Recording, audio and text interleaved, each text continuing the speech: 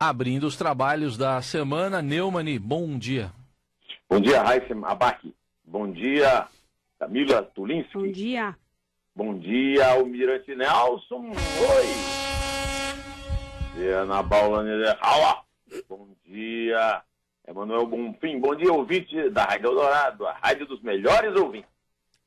Vamos começar aqui com o relato do nosso colega Jamil Chad. Daqui a pouco ele até participa aqui também do Jornal Eldorado, que é correspondente em Genebra, na Suíça, e que relatou que o sistema de alerta sanitário da Europa registrou quase um caso de irregularidade por parte das carnes brasileiras a cada semana.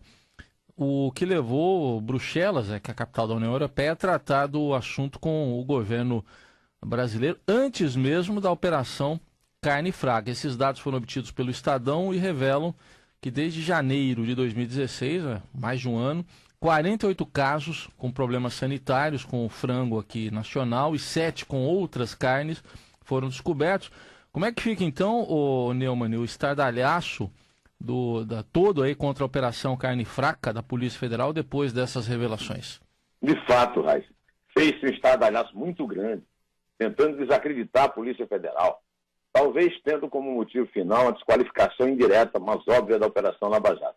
Desse estardalhaço, fizeram parte também alguns agentes da Polícia Federal, porque eu tenho dito aqui, você tem ouvido, a Polícia Federal é muito dividida, e talvez essa seja a grande vantagem dela, porque é por causa disso que ela se comporta assim, fazendo coisas desse tipo, né? O relato de Jamil Chad mostra que os policiais não imaginaram, nem exageraram nada. Por isso mesmo, faço questão de contar aqui alguns detalhes, seguindo o roteiro do correspondente, que me impressionou muito quando eu li ontem à noite, no portal do Estadão.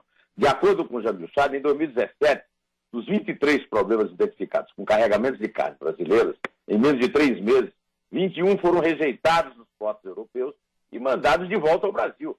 Em 2016, dos 32 casos envolvendo carne brasileira, 28 foram rejeitados na fronteira. Agora, os europeus dizem que contaram às autoridades brasileiras e essas, por sua vez, fizeram boca fechada.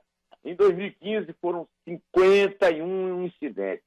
Todos os casos, segundo os europeus, foram comunicados às autoridades brasileiras e os dados foram compartilhados com todos os demais países europeus e dentro de um sistema de alerta, conhecido como Rapid Alert System for Food and Feed, RAS.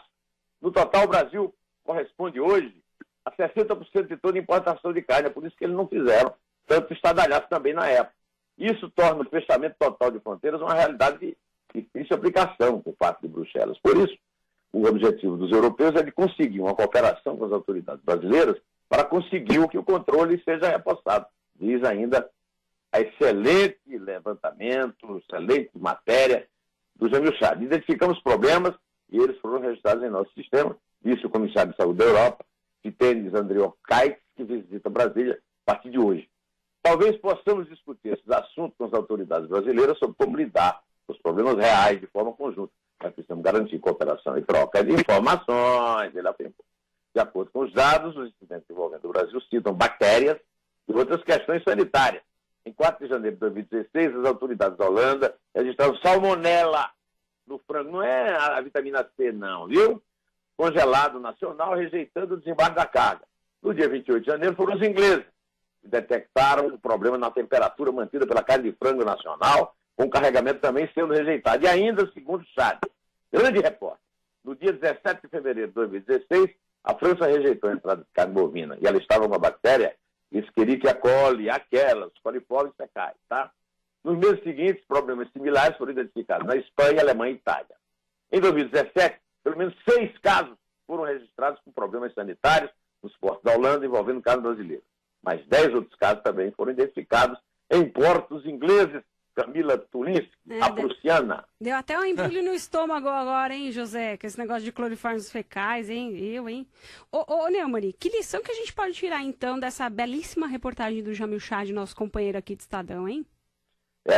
Camila, é de que qualquer momento, com carne fraca ou sem carne fraca, o problema teria vindo à tona.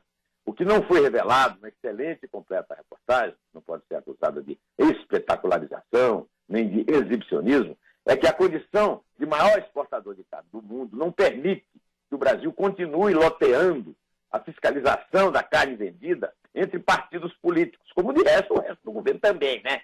E também que não se aceite, como Lana Caprina, o investimento bilionário da JBS e de outros frigoríficos em campanhas políticas. É muita hipocrisia, Camila, acusar a PF de pilã, por ter ela permitido escancarar um problema que vinha sendo ele mesmo maquiado sem a necessidade de vitamina C. E aqui no Brasil ninguém ficou sabendo mal quem é o maior consumidor de carne brasileiro. É o Brasil. Muito mais podre do que eventuais cargas brasileiras em containers. É nosso sistema político viciado, que não pode continuar prevalecendo, sob pena de perdermos tudo que de bom o Brasil tem produzido e exportado, principalmente nessa galinha de ovos de ouro da pecuária, Mabaque. Bom, já que você falou em nossos políticos aí apodrecidos, vamos falar aqui da Lava Jato, né? O Estadão também está noticiando hoje, Neumann, que o avanço da Lava Jato, com essa expectativa de divulgação das delações da Odebrecht, faz parlamentares repensarem os planos para 2018, para as eleições, quando serão disputadas as 513 vagas da Câmara, e ainda haverá disputa de 2/3 das 81 cadeiras do Senado. Por que eles estão nesse alvoroço todo aí, Neumann? A notícia de que os políticos buscam caminhos para manter o foro privilegiado mostra que realmente eles têm plena consciência de que o essencial é continuar, do ponto de vista deles, para sobreviver, sob a alçada do Supremo Tribunal Federal, o Supremo Tolerância Federal, onde o ritmo é mais lento em comparação à primeira instância. Então está na hora de acabar com o foro privilegiado, não tem nada, não tem vantagem. Tem sim. Basta ver que no Congresso há pelo menos 3 movimentos nesse sentido de escapar. Senadores que queriam disputar governo desistiram, senadores que reconhecem a dificuldade que terão para se reeleger cogitam disputar a Câmara, e deputados que pretendem disputar o Senado, mas estão querendo ficar para ficar no foro. Isso, contudo, não significa que eles não tenham, deputados e senadores, continuem promovendo uma guerra suja para tomar providências que garantam a sua impunidade. A principal batalha é garantir o foro, de que eles não querem abrir mão, torpedeando o projeto de Álvaro Dias e Rodolfo Rodrigues para reduzir o alcance do privilégio. Mas a outra ainda mais importante, a autoanistia pelo uso de caçadores.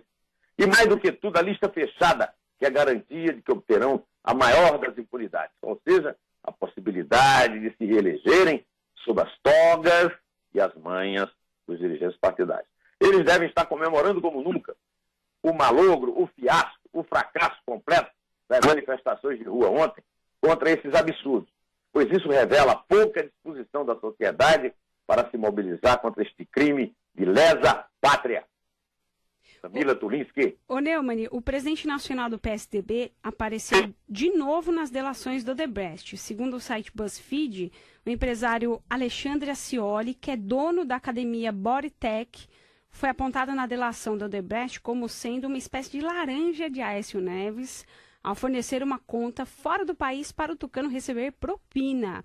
Depois de aparecer em tantas delações, o senador ainda pode sonhar com essa possibilidade de arregimentar a população, se eleger presidente pelo PSDB, derrotando os candidatos do PT e da esquerda. O que você acha disso, José Neumann? Querido, eu acho que esse caso aí está ligado à construção da hidrelétrica Santo Antônio em Rondônia. O projeto é de 2007, a Aécio era governador de Minas, e a CEMIG, que era subordinada a ele, foi sócia no negócio. Pelo menos 2 relatores do Odebrecht falaram da obra. Marcelo Odebrecht, né, que falou num repasse de 50 milhões para essa em troca de apoio da participação de CEMIG e de Furno no leilão, e também o do Cláudio Melo Filho. Né? A Folha de São Paulo informou ainda que Valadares acertou 30 milhões com a Aécio, e à época disse que foi usada uma conta em Singapura. Segundo o site BuzzFeed Brasil, o nome de Ascioli foi citado no episódio. Segundo o relato da Odebrecht, oferecido à Procuradoria-Geral da República, Aécio Neves usou uma conta ligada a esse Alexandre Ascioli, que é dono de restaurantes e de uma academia no Rio, para receber dinheiro fora. Aécio e Ascioli são amigos muito próximos. O empresário foi padrinho de casamento dos filhos gêmeos do Tucano. E Aécio, padrinho da filha do Ascioli, 2 vezes compadre. Essa não é a primeira citação, né? Nós já falamos que antes ele foi delatado pelo pessoal da Odebrecht e da OAS. na questão da obra da cidade administrativa, tudo isso também está no meio. O comprometimento de Alexandre Ascioli deixa em polvorosa membros da Justiça Federal, do TCU e da Assembleia Legislativa do Estado do Rio, que já estão em pânico com a perspectiva de serem citados na delação premiada eventual do advogado Regis Fissmann, ex-chefe da Casa Civil de Sérgio Cabral, no governo do Estado do Rio. Essa mistureba de escândalos talvez explique o fato do seu Cabral, apesar de ser sempre conectado intimamente com o PT do Lula e Dilma, ter apoiado a Aécio contra Dilma na reeleição dela em 2014. Tem muita coisa para ser explicada aí. Bom, para a gente fechar aqui, a gente vai ouvir um áudio daqui a pouquinho, mas é do ex-ministro da Integração Nacional do governo Lula, Ciro Gomes, também pré-candidato a presidente aí em 2018 pelo PDT. Ele gravou um vídeo agora na terça-feira passada, no qual desafia o juiz Sérgio Moro a prendê-lo. Afirma que, se isso vier a acontecer, vai receber a turma do Moro a bala. Vamos ouvir o que ele disse aqui. Esse Moro resolveu prender um blogueiro, ele que manda me prender. Eu vou receber a turma dele na bala, se eu não tiver cometido nada errado. O blogueiro que ele fala é o Eduardo Guimarães.